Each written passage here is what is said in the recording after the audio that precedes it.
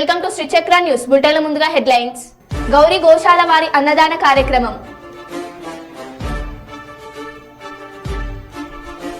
రాష్ట్ర మంత్రి జగన్ కి ముస్లిం సోదరుల మద్దతు.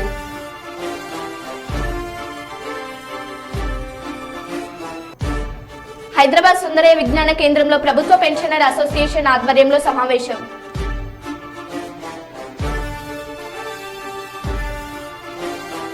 సుల్తానాబాద్ సర్కిల్ పోలీస్ ఆధ్వర్యంలో కవాత్ ర్యాలీ.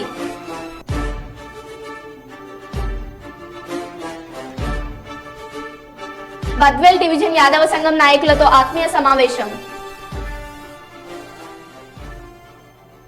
ఇక వివరాల్లోకి వెళ్తే, కళ్యాణదుర్గంలో బహిరంగ సభలో సీఎం జగన్ మాట్లాడుతూ చంద్రబాబు ఓటుకు ఇచ్చే 1000-2000కు మోసపోవద్దు, మీ జగన్ వస్తే ప్రతి నెల ప్రతి ఇంట్లో పండుగే అని అన్నారు. చంద్రబాబు ఇచ్చే 2000 రూపాయలకో 3000 రూపాయలకో పొరపాటున మోసపోకండి. ఒకటి గుర్తుపెట్టుకోండి, జగన్ మళ్ళీ ఉంటేనే ప్రతి నెల మీకు క్యాలెండర్ ఇచ్చి ఏ నెలలో ఏ పథకం వస్తుందనో ముందే చెప్పి ప్రతి నెల ఇదిగో ఈ నెల రైతు భరోసా, ఇదిగో ఈ నెల అమ్మఒడి, ఇదిగో ఈ నెల చేయూత అని అంటూ ప్రతి సంవత్సరము 5 సంవత్సరాలు ప్రతి పథకము కూడా నేరుగా మీ ఇంటికే రావాలి అని అంటే మాత్రం చంద్రబాబు ఇచ్చే 2000కు 3000కు మోసపోవద్దండి. గుర్తుపెట్టుకోండి, జగన్ ముఖ్యమంత్రిగా ఉంటే ప్రతి నెల ప్రతి ఇంట్లో పండుగే అన్నది గుర్తుపెట్టుకోండి ప్రతి ఒక్కరూ కూడా. ఈ పథకాలన్నీ కొనసాగాలి అంటే మళ్ళీ జగనే రావాలి, జగనే కావాలి అన్నది ప్రతి ఒక్కరూ కూడా గుర్తుపెట్టుకోమని కోరుతా ఉన్నా. తాడపల్లిగూడెంలో దేవాదాయ ధర్మాదాయ శాఖ మంత్రి కొట్టు సత్యనారాయణను ప్రభుత్వ కార్యాలయం నుంచి బయటకు పొమ్మన్న ఉద్యోగులు. తాడపల్లిగూడెంలో పోస్టల్ బ్యాలెట్ ఓట్లు వేస్తున్న ఉద్యోగుల్ని బెదిరించిన మంత్రి కొట్టు సత్యనారాయణపై తిరగబడ్డ ఉద్యోగులు. మీరు బెదిరిస్తే బెదిరిపోయే రోజులు పోయాయంటూ మంత్రిపై ఉద్యోగులు తిరగబడడంతో పోలీసుల చొరవతో బయటకు వెళ్లిపోయినట్టు కొట్టు సత్యనారాయణ.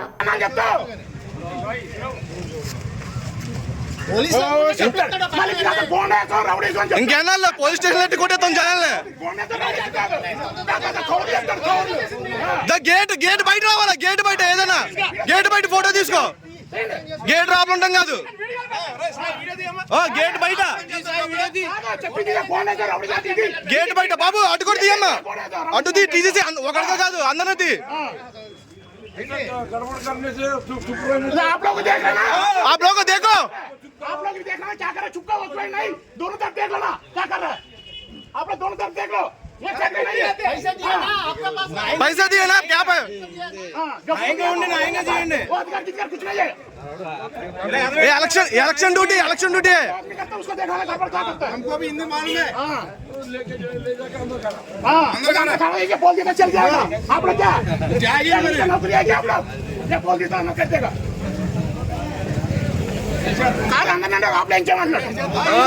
ఇంకా అయిపోయింది, రోజులు అయిపోయినాయి, బెదిరించి భయపడే రోజులు అయిపోయినాయి అందరి దగ్గర. క్యాండిడేట్ తిరగచ్చు రాబులా, క్యాండిడేట్ రాబుల పని ఏంటి?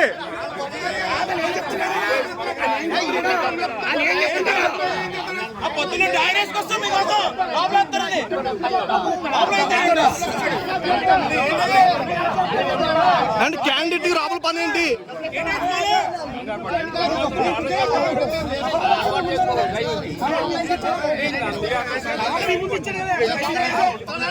క్యాండిడేట్ డైరెక్ట్ గేట్ దగ్గరికి వెళ్ళొచ్చా? మేము రామా కూర్చుని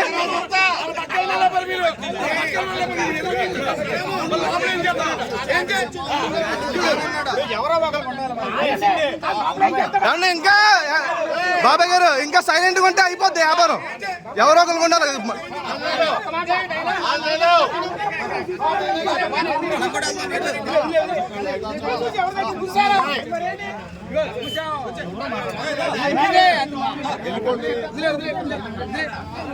అసోసియేషన్ రాష్ట్ర అధ్యక్షుడు కనకం కొమ్రెల్లి స్పష్టం చేశారు. హైదరాబాద్ సుందరయ్య విజ్ఞాన కేంద్రంలో ప్రభుత్వ పెన్షనర్ అసోసియేషన్ ఆధ్వర్యంలో సమావేశం నిర్వహించారు. ఈ సందర్భంగా వారు మాట్లాడుతూ హైదరాబాద్ గోపాస్పల్లిలో కాంగ్రెస్ ప్రభుత్వ హయాంలో ప్రభుత్వ పెన్షన్దారులకు స్థలాన్ని కేటాయించారని గుర్తు చేశారు. 2014లో బీఆర్ఎస్ ప్రభుత్వం ఏర్పడి అడ్డుకుందని ఆవేదన వ్యక్తం చేశారు. బీఆర్ఎస్ ప్రభుత్వ ధోరణితో విసిగించిపోయామని, ఎంపీ ఎన్నికల్లో ప్రభుత్వ పెన్షన్దారుల మద్దతు సీఎం రేవంత్ రెడ్డికి ఉంటుందని, కాంగ్రెస్ పార్టీని బలపరిచిన అభ్యర్థిని గెలిపించుకుంటున్నామని తేల్చి చెప్పారు. డెవలప్ చేసి 10 కోట్ల రూపాయల ఆనాటి గవర్నమెంట్కు డెవలప్మెంట్ ఛార్జెస్ కట్టి లాటరీ ద్వారా ప్లాట్లు పంచుకుంటే ఎవరైతే సీనియర్స్ ఉన్నారో లాటరీ ద్వారా మాకు రాలేదని హైకోర్టులో కేసు వేసింది. ఆ కేసు వేసినందువలన మరి హైకోర్టు స్టే ఆర్డర్ ఇచ్చింది. ఎవరైతే ప్లాట్లు వచ్చినాయో లాటరీ ద్వారా వాళ్ళు ఎవరు ఇల్లు కన్స్ట్రక్షన్ చేయడానికి వీల్లేదని స్టే ఆర్డర్ ఇచ్చింది. ఆ స్టే ఆర్డర్ 2014 వరకు కొనసాగింది. ఈ లోపల ఏదైతే వాళ్ళు మేము ఏపీఎన్జిఓ సొసైటీలో ఉన్నాం, మేము తెలంగాణ వాసులమైన, కానీ ఏపీఎన్జిఓస్లో ఉన్నప్పుడు అప్పుడు వాళ్ళు తెలంగాణ సమైక్యాంధ్ర ఉద్యమం చేసినందువలన పగబట్టినటువంటి కేసీఆర్, పగబట్టినటువంటి టీఎన్జిఓస్ లీడర్లు కొందరు మరి ల్యాండ్ తీసేసుకోవాలి, వాళ్ళు ఏపీ వెళ్ళిపోయింది కాబట్టి అవసరం లేదని చెప్పేసి ల్యాండ్ను గవర్నమెంట్ వచ్చిన నెలలోపు 30 రోజుల లోపే బ్యాక్ తీసేసుకున్నాడు. అంటే 2014 జూన్ 2వ తారీఖు అధికారం చేపడితే జూలై 2వ తారీఖు నాడు మరి బ్యాగ్ తీసుకోవడం జరిగింది. ఆనాటి మా సొసైటీ కార్యదర్శి వెంటనే హైకోర్టుకి వెళ్ళి మేము ఇల్లు కట్టుకోకపోవడం మెయిన్ కారణం, మాకు స్టే ఆర్డర్ ఉన్నది, హైకోర్టు కట్టొద్దని చెప్పింది కాబట్టి, ఒకవేళ ఇల్లు కడితే కంటెంప్ట్ ఆఫ్ కోర్టు అవుతుంది కాబట్టి కోర్టు ధిక్కరణ కేసు కింద మేము జైలుకు పోవాల్సి వస్తుంది కాబట్టి మేము కట్టుకోలేదు. కాబట్టి ఈరోజు గవర్నమెంట్ తీసుకున్న ల్యాండ్ తప్పు, వాళ్ళు తీసుకున్న తప్పుడు పద్ధతిలో తీసుకున్నారు, మా ల్యాండ్ మాకు కావాలని చెప్తే గవర్నమెంటు హైకోర్టు ఒక ఆర్డర్ ఇచ్చింది. మేము తుది తీర్పు ఇచ్చే వరకు మీరు ఎలాంటి థర్డ్ పార్టీకి కేటాయించవద్దు, అప్పటి వరకు యథాస్థితి కొనసాగించాలని చెప్పడం జరిగింది. ఇప్పటి వరకు యథాస్థితి కొనసాగుతున్నది. కానీ 2014 నుండి మరి 4 వారాల లోపల వేయాల్సిన కౌంటరు 10 సంవత్సరాలు గడిచినా కౌంటర్ వేయలేదు. ఒకవేళ కౌంటర్ వేసి ఉంటే మేము ఖచ్చితంగా గెలిచే వాళ్ళం, మాకు ఇండ్లు రెండోసారి సున్నం వేసుకునే వాళ్ళం మా ఇంట్లోకి. కానీ కేసీఆర్ అంతేకాకుండా మేము 100 సార్లు ప్రయత్నం చేసిన ఈ ల్యాండ్ గురించి మాట్లాడిన మనిషి లేడు, మాకు ఆ గేట్ కాడి కూడా పోనివ్వలేదు. అక్రమంగా తీసుకున్న ల్యాండ్ను మళ్ళీ ఇవ్వడానికి ఇష్టం లేక మరి కేసీఆర్ మాకు మళ్ళీ దగ్గరికి కూడా రానివ్వలేదు, ఇంటర్వ్యూ ఇవ్వలేదు. కాబట్టి 2018 నుంచే మేము డిసైడ్ చేసుకున్నాం, ఎన్నడైనా కాంగ్రెస్, ఆ రోజుల్లో కాంగ్రెస్ ప్రభుత్వమే ఇచ్చింది 91లో, మళ్ళీ ఇప్పుడు కాంగ్రెస్ వస్తేనే మా ల్యాండ్ మాకు వస్తుంది, అది ఒక మానవతాత్వం గల పార్టీ. కాబట్టి మేము ఈరోజు ఖచ్చితంగా కాంగ్రెస్ రావాలని మొన్న అసెంబ్లీ దాంట్లో కోరుకున్నాం. ఈరోజు ప్రత్యక్షంగా మేము మా నిర్ణయానికి వచ్చాము. రేపు లోకసభ ఎలక్షన్లో ఖచ్చితంగా మా వాళ్ళందరూ కూడా కాంగ్రెస్కు ఓటేసి గెలిపించుకున్న తర్వాత మేము మరి ఇప్పుడు మా సీఎం దగ్గరికి పోయి మా ల్యాండ్ మేము సాధించుకుంటాం. మేము నవంబర్ కల్లా మేము ఇల్లు నిర్మించుకుంటాం. తెలుగుదేశం పార్టీని గెలిపించేందుకు ప్రజలు సిద్ధంగా ఉన్నారని కర్నూలు నియోజకవర్గ తెలుగుదేశం పార్టీ అభ్యర్థి టీజీ భరత్ అన్నారు. నగరంలోని 1 టౌన్ పెద్ద అమ్మవారిశాల, పూల బజార్, మించన్ బజార్లలో ఆయన టీజీ భరత్ భరోసా యాత్ర చేపట్టి ప్రజలను కలిశారు. ఈవీఎం మిషన్లలో 3వ నెంబర్లో సైకిల్ గుర్తు ఉంటుందని ఆయన ప్రజలకు తెలిపారు. ప్రతి ఒక్కరూ ఓటు హక్కు వినియోగించుకోవాలని ఆయనను కోరారు. కర్నూలులో తాను ఎమ్మెల్యేగా గెలిస్తే స్థానికంగా ఉన్న సమస్యలన్నీ పరిష్కరించి నగరాన్ని స్మార్ట్ సిటీ చేస్తానని హామీ ఇచ్చారు. పరిశ్రమలు తీసుకొచ్చి ప్రజలకు ఉద్యోగ ఉపాధి అవకాశాలు కల్పిస్తానన్నారు. ప్రజల ఆదాయం పెరిగేందుకు కృషి చేస్తానన్నారు. ప్రతి ఒక్కరూ ఓటు వేస్తేనే సరైన నాయకుడు గెలిచేందుకు అవకాశం ఉంటుందని టీజీ భరత్ ప్రజలతో చెప్పారు.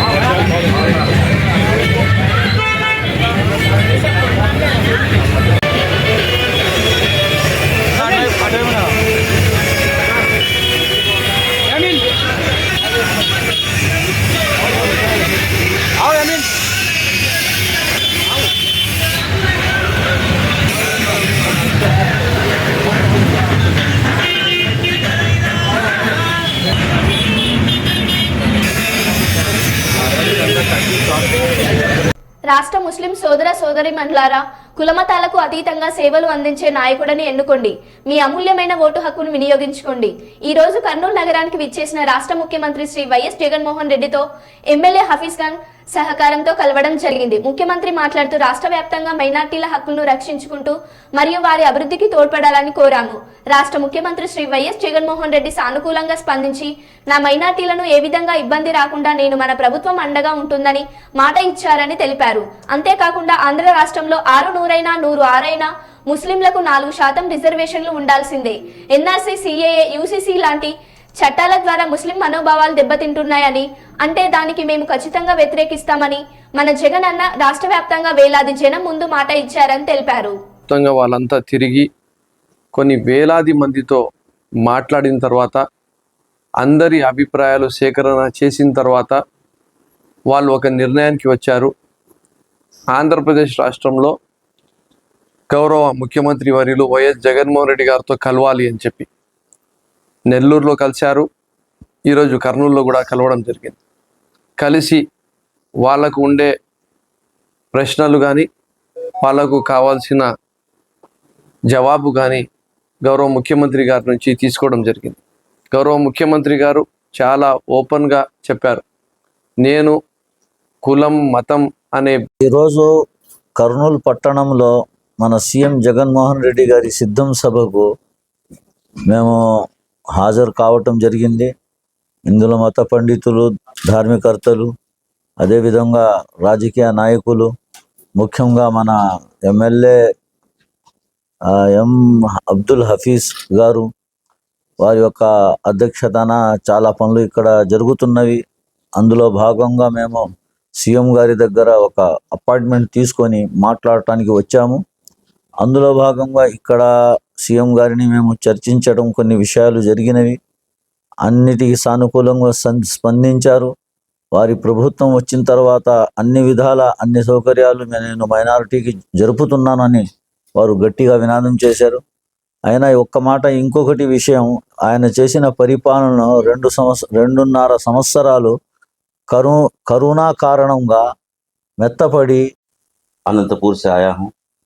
हम उलमा किराम इस सिलसिले में पूरी रियासत भर में घूम कर फिर कर लोगों की जहन साजी कर रहे हैं कि आज इस वक्त जो हमारी रियासत में जो हुकूमत है जगनमोहन रेड्डी साहब की, ये हमारे लिए हर हैसियत से बेहतर है और हम उनके तजुर्बात भी देख चुके हैं।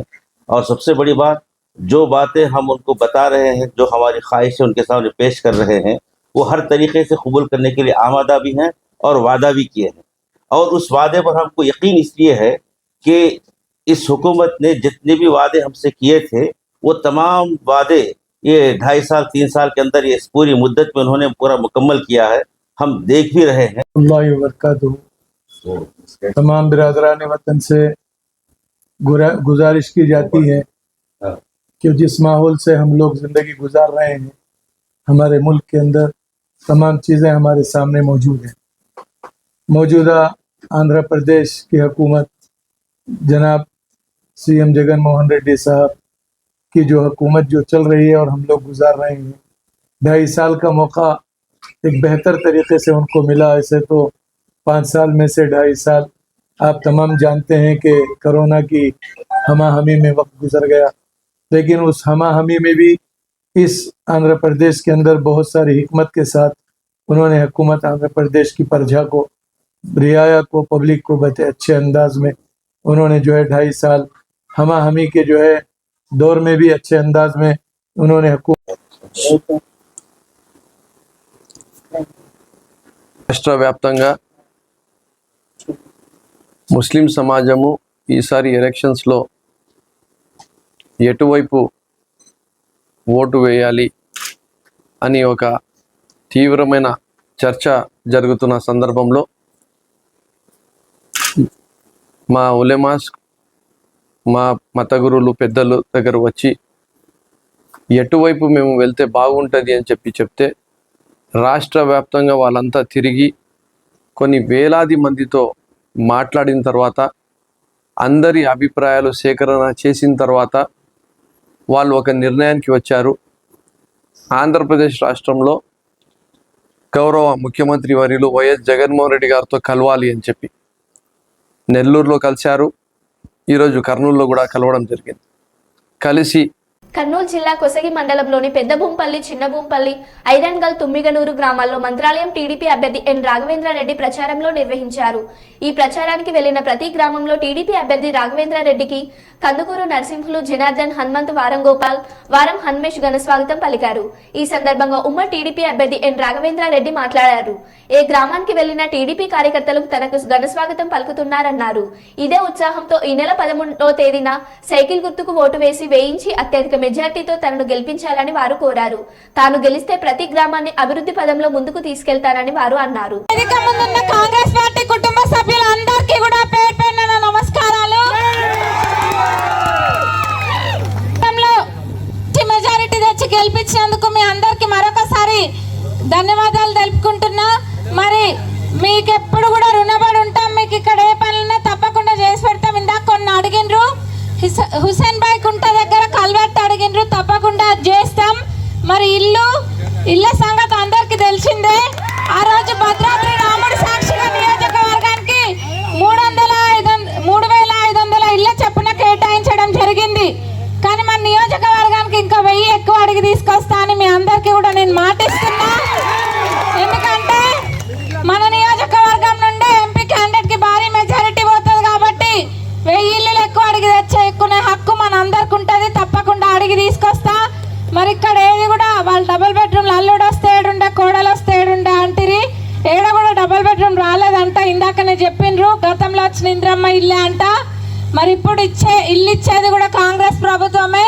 తప్పకుండా అర్హులైన ప్రతి ఒక్కరికి ఇల్లు పెట్టిస్తాను నేను మాటిస్తున్నా. మరి ఇదే కాదు, ఇంకేమున్నా కానీ తప్పకుండా చేస్తాం ఇక్కడ. మరి కాంగ్రెస్ ప్రభుత్వం అధికారంలోకి వచ్చి 5 నెలలే అయినా కానీ ఇప్పటికే మహిళలందరూ ఉచితంగా బస్సులలో ప్రయాణిస్తున్నారు. 200 యూనిట్ల కరెంటు ఫ్రీ వస్తుంది. 500కే గ్యాస్ సిలిండర్ వస్తుంది. మరి ఆరోగ్యం బాగాలేని వాళ్ళందరికీ కూడా హాస్పిటల్కి పోవాలంటే ఎటువంటి టెన్షన్ లేకుండా 10 లక్షల ఆరోగ్యశ్రీ వస్తుంది. మరి అట్లనే ఆగస్టు 15వ తారీఖున ఏం జరుగుతుంది? రుణమాఫీ. గతంలో రుణమాఫీ చేసింది కాంగ్రెస్ ప్రభుత్వమే, ఇప్పుడు చెయ్యబోయేది కూడా కాంగ్రెస్ ప్రభుత్వమే. మరి కొంతమంది అంట ఉడికేదా కాకిందంట కానీ ఆరేదా కాకరంట. వాళ్ళందరూ కూడా వినండి. ఆసరా పెన్షన్లు ఉన్నాయి ఇక్కడ. అవ్వాలి తాతలు అందరికీ కూడా ఆసరా పెన్షన్లు నెల లోపల ఖచ్చితంగా పడి తీరుతాయని నేను మాటిస్తున్నా. మరి బీఆర్ఎస్ అలా కంకణం కట్టుకున్నారు. 10 సంవత్సరాలు పొడిచిందేం లేదు కానీ ఇప్పుడు ఊర్ల మీద పడ్డారు. వాళ్ళు కనుక అంతగానో ముద్దరిస్తే దోసావు కూడా రాదు, 200 సీట్లు కూడా రావు. తిప్పి కొడతా వాళ్ళకి. అక్కడ వాళ్ళ భాగవతం అంతా తెలిసింది కాబట్టి ఇక్కడ 10 ఏళ్ళు ఈ రాక్షసులు ఎట్లా పాలన చేసిండ్రో అక్కడ 10 సంవత్సరాలు వాళ్ళు కూడా అదే పాలన చేసిండ్రు. కాబట్టి అందరికి అక్కడ వాళ్ళ భాగవతం ఎరికైంది కాబట్టి వచ్చి ఈ రోజు ఏదో ఇక్కడ ఓట్లు దండుకుందామని అనుకుంటుండ్రేమో కానీ వాళ్ళకి డిపాజిట్లు కూడా రావు. బీజేపీ వాళ్ళకి దేవుడి పేరు చెప్పి రాజకీయాలు చేసుకునేటోళ్ళకి ఒక్కొక్కళ్ళకి నల్లధనం తీసి ఒక్కొక్కళ్ళ ఖాతాలో 15 లక్షలు వేస్తా అన్నారు. 15 లక్షలు దేవుడికి ఎరక కానీ 15 పైసలు కూడా ఎవరికి వేయలేదు వాళ్ళు. ఈరోజు మీరు కట్టుకునే బట్టలు నుంచి మొదలు పెడితే సాగు దాకా అన్నిటికీ GST వేస్తుండ్రు. గత 10 సంవత్సరాల నిత్యావసర వస్తువుల ధరలన్నీ విపరీతంగా పెరిగినాయి ఈ బీజేపీ వాళ్ళు చేయబట్టి. ఇక్కడ వీళ్ళు అక్కడ వాళ్ళు ఒక్కటే. నోరు తెరిస్తే కేసు పెట్టుడే వాళ్ళకి ఇద్దరికి ఇష్టం. ఎవరు మాట్లాడద్దు. అందరు బానిసత్వంలోనే ఉండాలి. మొన్ననే ఒక బానిసత్వంలోకి వెళ్ళి బయటపడ్డాం కదా, మళ్ళీ ఇంకోటి కావాలా మనకి? స్వాతంత్రం వచ్చినా వాళ్ళు ఉంటే స్వాతంత్రం లేనట్టే. అందరూ కూడా ఆలోచన చేయాలి. అవతల పక్కన బీజేపీ పక్కన ఉన్నది ఒక అనకొండ, భూములు మింగే అనకొండ. ఇప్పుడు ఆ అనకొండ కనుక వస్తే అక్కడ వర్ధన్నపేటలో మింగిన భూములు సరిపోక ఇక్కడ అన్ని భూములు కూడా మింగుతాడు. అందరు కూడా జాగ్రత్తగా ఉండాలి. బీఆర్ఎస్ పార్టీ తరపున నిల్చున్న వ్యక్తి ఎవరో మీకు ఎవరికైనా ఒక్కరికైనా తెలుసా? ఎందుకు నామకే వాస్తే పెట్టిండ్రు ఆ మనిషిని? ఎందుకంటే చీకటి రాజకీయాలు దొందే. మన్నటికి మొన్న మీకు తెలుసు, వాళ్ళు ఇక్కడ మన దగ్గర వాల్మిడిలో పూజ అవుతుంటే, శ్రీరాముడు కళ్యాణం అవుతుంటే వాళ్ళని బట్టి వీళ్ళు వస్తారు, వీళ్ళని బట్టి వాళ్ళు పోతారు. అంత గేరీగా ఉంది వీళ్ళ దోస్తి కూడా.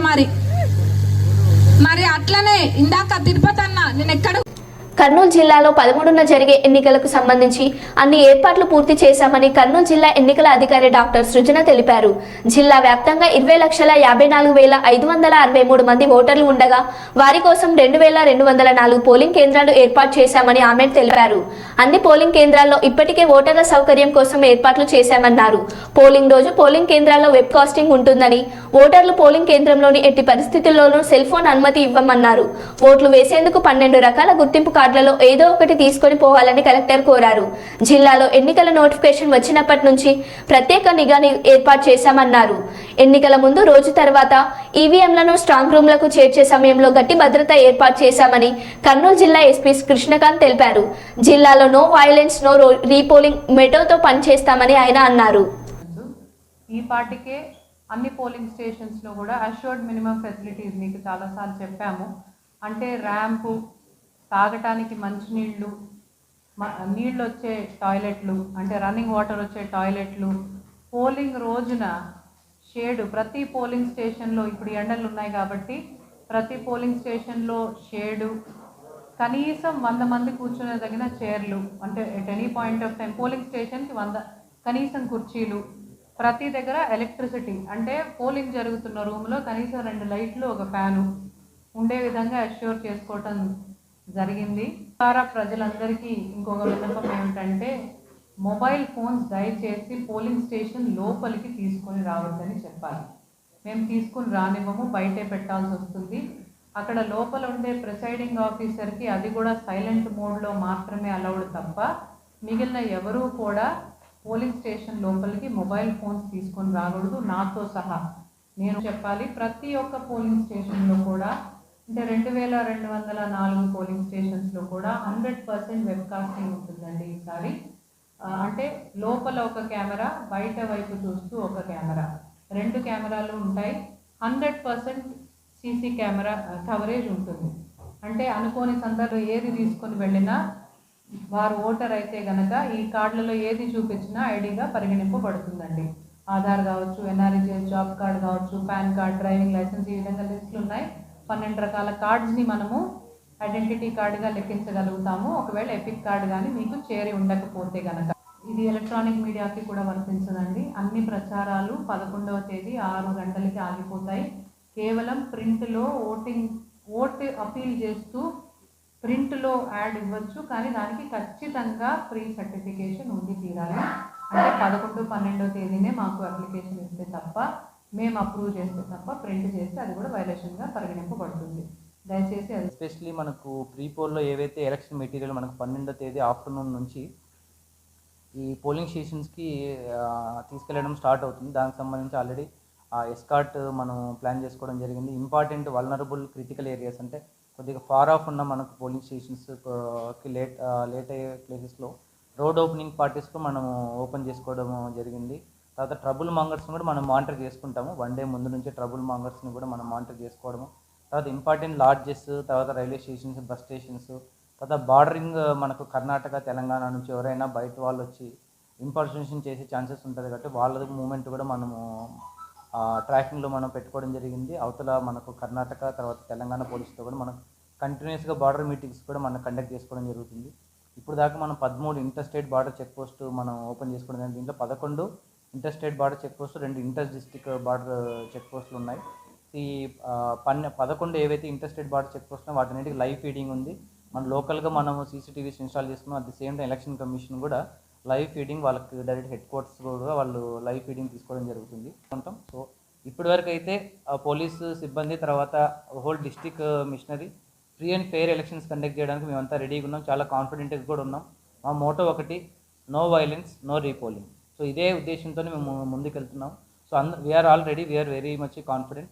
ఇప్పుడు ఏదైతే సిచ్యువేషన్ ఉందో నెక్స్ట్ May 13th వరకు కూడా అలాంటి కైండ్ ఆఫ్ ఎన్విరాన్మెంటే మేము ఉండేటట్లుగా చూసుకుంటాం. ఎవరు ఎలాంటి ప్రలోభాలకు లోన్ అవసరం లేదు, ఎవరు మిమ్మల్ని భయపడే ఛాన్సెస్ కూడా లేదు. సో దానికి తగ్గట్టుగా అన్ని కాన్ఫిడెన్స్ మెజర్స్ అన్ని తీసుకోవడం జరిగింది. సో ప్రజలందరికీ ఒకటే రిక్వెస్ట్ అంటే వాళ్ళు ధైర్యంగా వచ్చి వాళ్ళ ఓటు హక్కును వినియోగించాలని చెప్పేసి మేము మా సైడ్ నుంచి కోరుకుంటున్నాం.